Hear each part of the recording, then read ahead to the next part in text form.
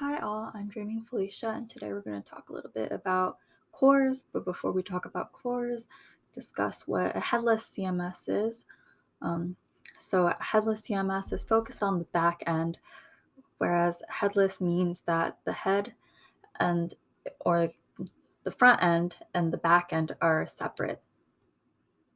So this means that there's more scalability, and because it's focused on the back end and building this back end through the RESTful API, it focuses on storing and delivering content, and it can be integrated in many different kinds of front ends as well.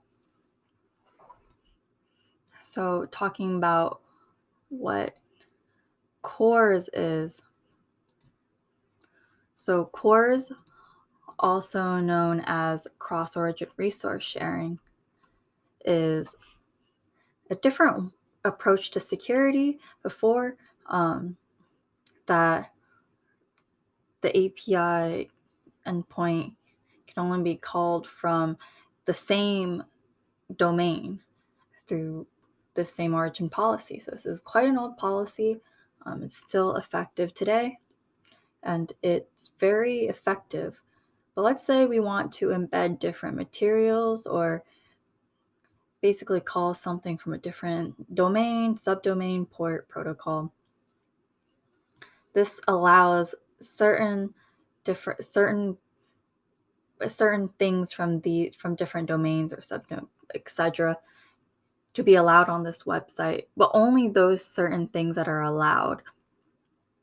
Anything else or different rogue.js, let's say you want to inject some code into a website, that through CORS would not be allowed, because only certain ones that are specifically put down would be allowed through.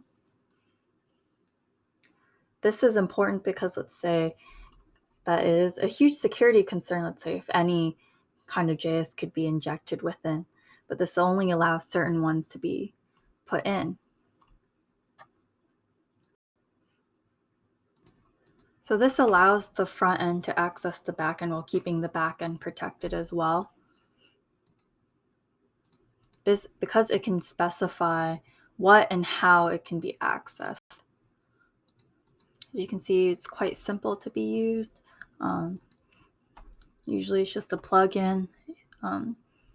Different kinds of websites can use CORS as well.